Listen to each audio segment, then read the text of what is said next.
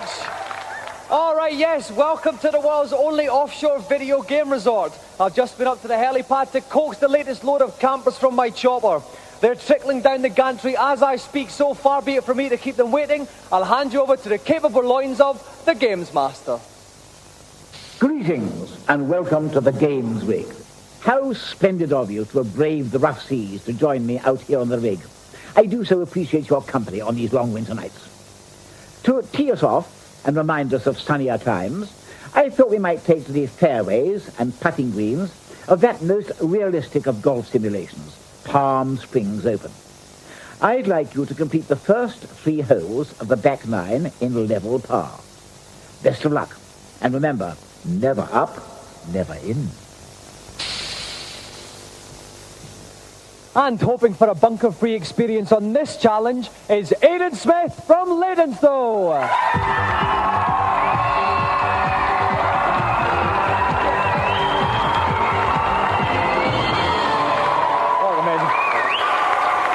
Now, Aiden, this may look like a very pretty golf game, but it's fiendishly tough, isn't it? Yeah, it's very, very difficult, but I'm hoping for a fine day and some good weather, and I think, we've got a chance. Any particular holes that are tougher than the others? The second hole's got a lot of water in it, and I don't really want to be in there. Okay, well, let's hope you avoid it tonight.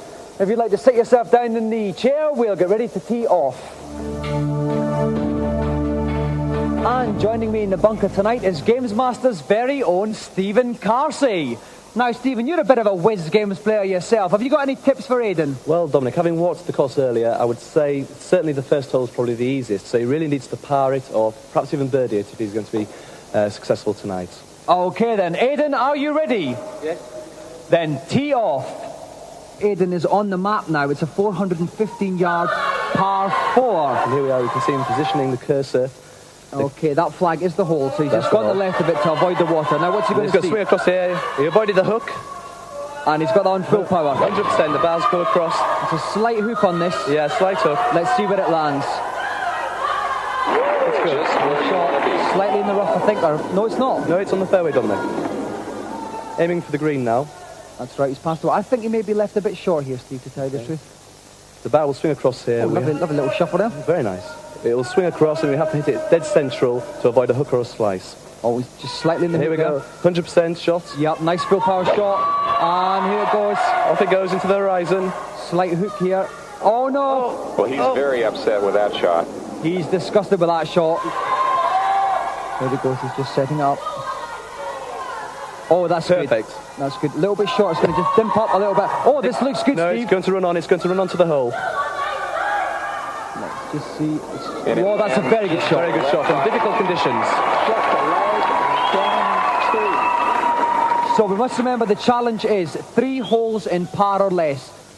Okay, here he goes. They're very, very tough, these greens here. It's got nice power on that. Yeah, nice swing. It's nice. It's going there. Oh my God, we see the hole. Where's the ball? Is it going to go? Is it going to go? Oh! So unlucky, Dominic. So unlucky. Here he goes. Knocks it. And it's in for 1 over par. Well done, Aiden.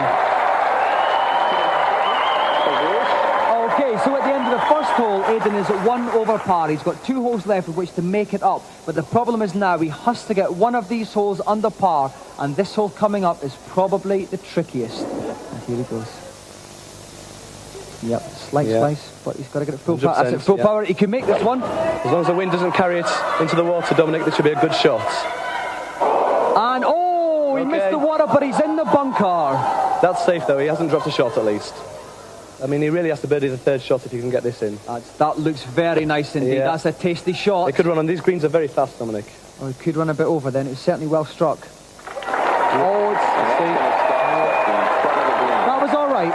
He's got to get the power right, though. He really has to sink it, though. He can't afford to miss this. Oh, he's got a fair bit of power there. Oh, I don't think it's enough. And it's rolling down. Come on, ball. Come on, go.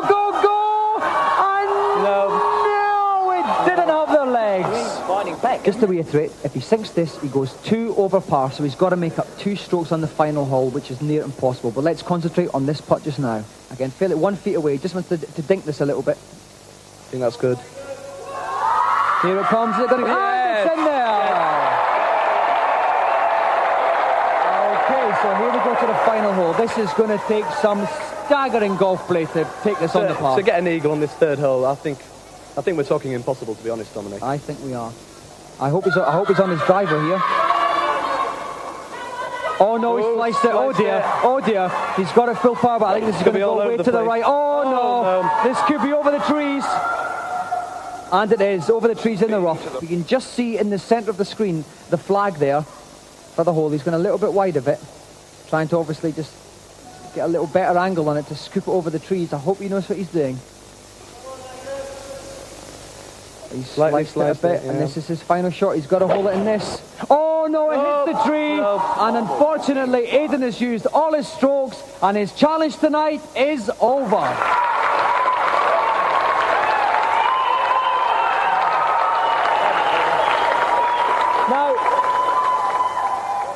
Bad luck, Aiden. Really, from the first hole, you needed to par it. You were one over and you were carrying that really for the rest of the game, weren't you? Yeah, I think I was a bit unlucky with the first one, and then after that I got a bit of wind and direction didn't go right, so... That's right, the greens didn't run for you on this game, did they? It wasn't too good.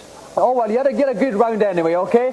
Unfortunately, no prize to offer you, but we hope you've enjoyed your time on Gamesmaster. I have indeed. Okay, let's have a round of applause again for our gallant loser, Aiden Smith! Our three reviewers have flown out desperate for some offshore ecstasy. Will they find it? Let's check out this week's offerings.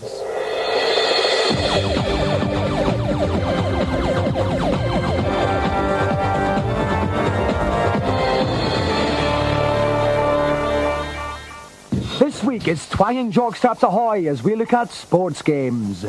First up on the Mega Drive, pigskin fun with inside slots and tight ends in John Madden 93. The teams have all been updated. All the stats are as new as they can be, and they've also included a lot of old sides which are classics. Taken on its own, then it's certainly an exceptional game, yeah, but as a sequel, there really isn't enough new to it. If you've got John Madden Football or John Madden 92, don't bother about this because it's just cosmetic changes.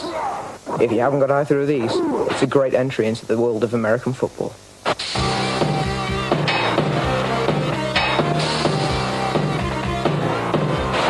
Next up on the Super NES, enjoy a firm backhand stroke with David Crane's amazing tennis.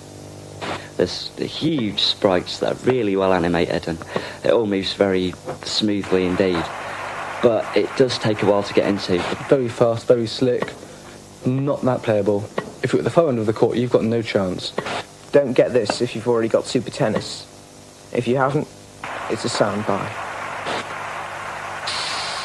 15 love.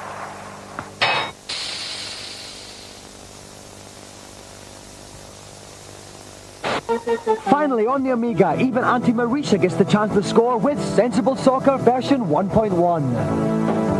Definitely one of the best. It's very fluid to control, it's easy to get the hang of. Sensible Soccer 1.1 is a great improvement. It's better than Kickoff, it's better than Sensible Soccer, of course, it's better than Striker, it's the best football game you can get. There are new teams, improved goalies, more cups to win, and the controversial back pass rule. My verdict, the best game on the Amiga.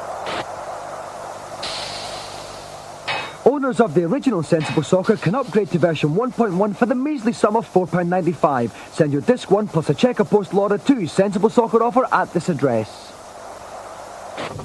Gaming gurus have been soiling themselves with anticipation for the last 2 months. Well, it finally happened. We got show leave to set up Gamesmaster Live. A heaving, sweating mass of 75,000 fanatics flocked to the NEC in Birmingham last weekend for this 3-day video gaming orgy. Revelers went haywire in a riot of free arcade game spectaculars. They glutted themselves on virtual reality escapades, positively violated themselves on state-of-the-art laser beam shootouts, prostrated themselves at the latest movie tie-ins, and totally fried their brains on the very latest games soon to hit the market.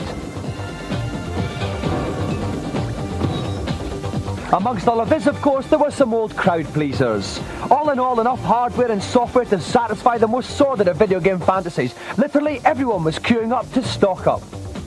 This poor chap was even searching for a skincare counter. But what the crowds were really thronging to see was the Gamesmaster himself, complete with Games Rig mock-up and some bloke in a silly red jacket. Fans clamoured to take part, but at the end of a very special day, some of them just couldn't make the grade. They don't stand a chance. They don't stand a chance. Does anybody else think Jay's going to win? Or do we think Jay's a bit of a tube? feisty feature this week? Well, I've just been down to the cabins to check that our celebrity's been kept in the manner to which he's accustomed. So let's waste no further time and find out what challenge he'll be facing. Back so soon? Perhaps my next challenge will curb your appetite. And talking of curbs, I thought a spot of high-speed curb crawling might tickle your fancy. Lotus 3 is the game, and you have just 90 seconds to complete the particular level I've set aside. As if that wasn't enough, I also littered the course with roadworks. So don't forget to click and burn rubber, as I believe you young things say. And for this challenge, we're lucky enough to have Lotus's Formula 1 Grand Prix #1 driver. Please give a warm welcome to the future of British motor racing, Johnny Herbert.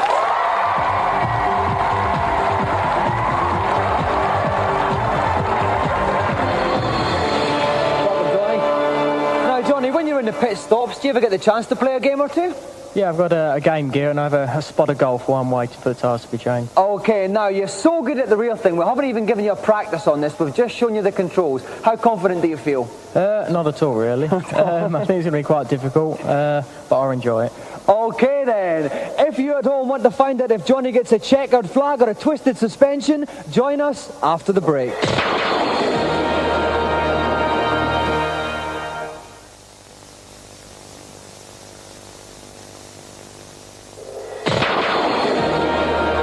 Welcome back to Gamesmaster. Tonight's special guest, the young gun of Formula 1, Johnny Herbert's about to play Lotus 3. Joining me in the commentary box is Tom Watson from Renegade. Welcome, Tom. Good evening, Dominic. Have you got any tips for Johnny? Well, I think the thing he's got to do is keep clear of the roadworks. Plenty of them on this section, lots of obstacles. Okay then, Johnny, are you ready? Yep. Johnny has 1.5 minutes to complete the race and his time starts now. And off Johnny goes. Okay, well, the car's got a 5-speed manual box, and Johnny's really got to be careful, especially if he bumps into something, to change down so he can keep the revs up. Right, all these roadwork signs, they'll actually slow him down. They're slowing him down, as you can see. They're just knocking him off. He's taking a little bit of grass on the right-hand side there. He's heading towards the first checkpoint. Okay, he's had 24 seconds. He wants to be hitting this checkpoint at about 30 seconds. That's right. I think he's going to be a bit behind here, Tom. Well, he's at about 170 kilometres an hour at the moment. The Elan on this model will go up to over 200, so he's not quite performing at this. He's slipping there. He's made a checkpoint in 38 seconds. He's 8 seconds behind. It's going to be very difficult for him to make this up now, Tom. Well, I think Johnny's been confident that he can perform in this car. He's got one himself. I think he can make it all the way. Okay, then here goes Johnny. He has had 55 seconds here. He's got 5 seconds to make this other checkpoint. He's still going to be a little bit behind. Perhaps he can pick... Oh, he's picked up quite a lot of time there. He's back on schedule. He's had 1 minute and he's hit the second checkpoint. Brilliant second stage by Johnny there, Tom. Well, he was really keeping clear of the traffic. I mean, he just had a little bit of a contretemps there with a white vehicle, but that's really what helped him make that time up, Dominic. Okay, Johnny's got 16 seconds left. This is going to be very, very close. He's had a brilliant second half of the race. Everybody here is rooting for him. He's coming down. He's got about 10 seconds left. Through the bridge, under the second bridge. The checkpoint Johnny, isn't he's far very, away. Very near to it.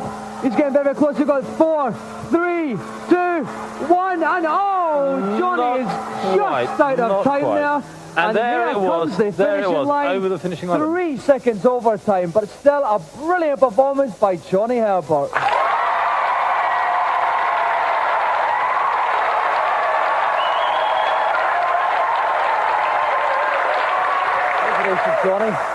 Johnny, that was desperately close. Where did you lose those 3 seconds? Well, the first section, I had a few wheel banging sessions with a couple of other cars. And Aiden Smith wasn't even there either. No, he wasn't, no. So it must have been someone else, obviously. So, right. Well, bad luck, but you provided us with a brilliant challenge tonight. Another round of applause for our special guest, Johnny Herbert!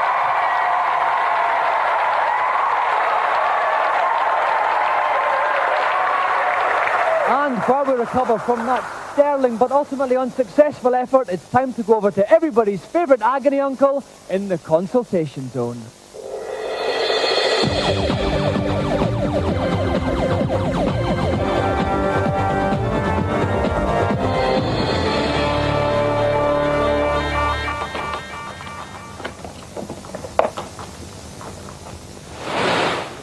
Hello, Gamesmaster. Welcome to the fount of game-playing wisdom. What can I do for you? I'm having trouble with Bart Simpson Escape from Camp Devley on the Game Boy. I can't get past the end of level Guardian on level 1. Can you help me, please? You really do have problems, don't you? The fact that the Guardian is called Blindside Bill is all important, for he can only be killed from his blind side. Simply bounce over him and bash him from behind. This advice applies to every end-of-level boss in the entire game. Thanks a lot. Yes. Next, please. Hello, Gamesmaster. I've heard there's a secret room on level 2-1 of Asterix on the Mars system. Could you tell me where it is? Heed this advice, young scamp. Simply stand on the closest platform before it flips and push right as you fall. You shall hit the wall and fall into a room full of goodies.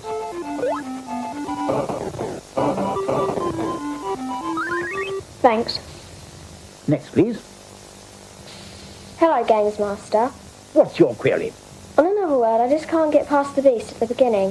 What should I be doing? As soon as the beast jumps down, turn left and run like the clappers. When you reach the cliff, jump onto the vine, and you will automatically swing past the beast and land behind him. Start sprinting back to the right, and you will come across some surprising saviors. Great, thanks. That's all for this particular bash of heart-to-hearts. I'm afraid it looks as if we might be in for a very stormy ride. Good Lord. Bye for the moment. Now it's time for our final challenge. But instead of going over to Gamesmaster, we've got something special planned. For tonight sees the first in our special magazine challenge. We asked 4 multi-format magazines, each to name their champion on Street Fighter 2. We'll have a semi-final this week and the next, culminating in our grand final in 2 weeks' time. So, for the first semi-final, please welcome Paul Lakin from Game Zone and Duncan MacDonald from Zero.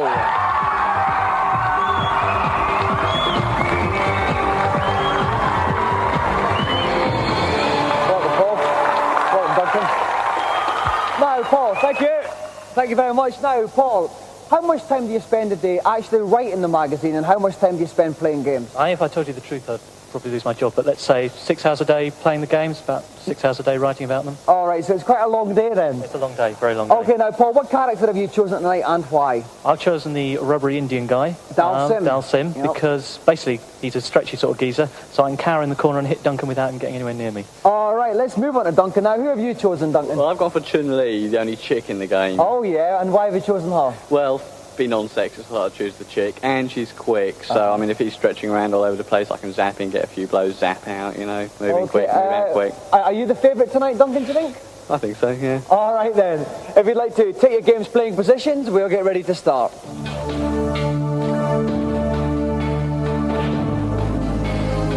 And helping me out on this challenge is one of the true experts from Nintendo Hotline, Keith Poulin. Welcome, Keith. Thanks, Dominic. Now, Keith, we've got Dalsim against Chun-Li. What can we expect to see from these two characters? It's a curious fight, actually. Chun-Li will be attacking from the air, I would have thought, so Dalsim's got to watch out for that. If he can pick her off with a few long-range moves, then should be a good fight. Okay, then. Are our two competitors ready? Yep. Then off you go. Okay, Paul is Dalsim on the left-hand side of the screen. Duncan is Chun-Li or Chun-Li, whichever way you want to have it. Attack we were talking about. On the right, that's right. Now you can see Dalsim's got to go for some long moves here. That's right. Chun-Li's getting inside there, which is okay. At the top of the screen, you can see the energy bars. When it's all full of red, when all the yellow goes down, they are history. Dalsim's down to about halfway at the moment. There goes the whirlwind kick there by Chun-Li. It's a good move, very powerful. Torpedo headbutt there from Dalsim. Didn't quite come off. That's more of a short-range move then. Low on energy now, Dalsim. He's got to be careful. Oh no, and Dalsim's gone. First blood to Chun-Li. Okay, now we go on to the second leg. It is the best of 3, so it's first blood. Okay, flying to Duncan there by Chun-Li. Some good punches there. Fighting back by Dalsim. Yoga Fire! Lovely little special move there. He's perfected that technique on the Dalsim's jumping in there. Whirlwind kick there from Chun-Li or Chun-Li. Leaping about all over the place here. Another Yoga Fire, missing though. It does leave him a bit vulnerable to attack once he's spewed that, I think, though. It does. It takes about 2 seconds to recover, so he's got to be careful. Okay, on the energy bars, Dalsim's going down again there, but he's got a little bit from Chun-Li. We're down both. Dalsim's a little bit further down the energy bar there.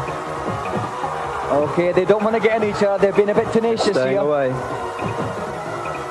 Dalsim coming in. Lovely timing there from Chun-Li, but Dalsim got one back. It's very close. It's a good lovely long punch to the face stretchy there. punch. Chun Lai's jumping out. Good She maneuver got out of there. that well. Oh, lovely spinning torpedo headbutt there from Chun low Lai, punch from there. Dalsim.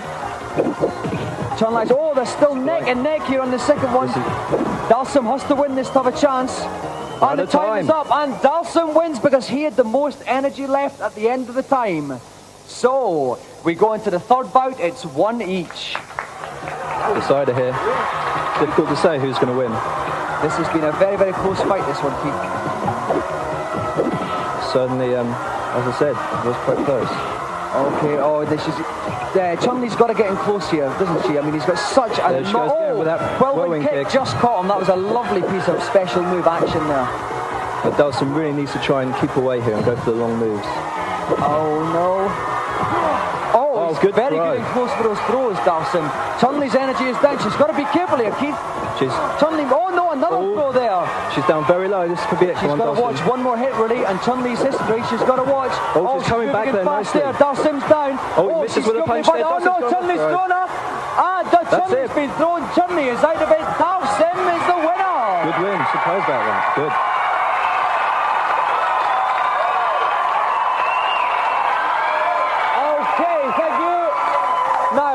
Let's go to you first, Duncan. Brilliant start. You took the first bout, no problem at all. Then things started to go wrong. What happened? Well, there's lots of excuses, I suppose. Like I say, my thumb hurts. Like I say, I let him win. I normally do say that. But all I can say is I feel quite good about it because yesterday I took 20 quid off him at Sensible Soccer. So that'll have to do. Well, that's some comfort there. Yeah. All right, now, Paul, brilliant comeback there. What were some of the special tactics you used? Running away as much as possible. It always helps. And you got that grab. That grab was working quite well. I began to get that sussed. I mean, in the first match, I wasn't really making the right moves and everything, and then I began to get it sussed in the second two games. Okay, well, we see you in 2 weeks for our final, but it's goodbye to you for now, Duncan, but thank you very much anyway. Let's have another round of applause for tonight's semi-finalists, Paul Lakin and Duncan MacDonald.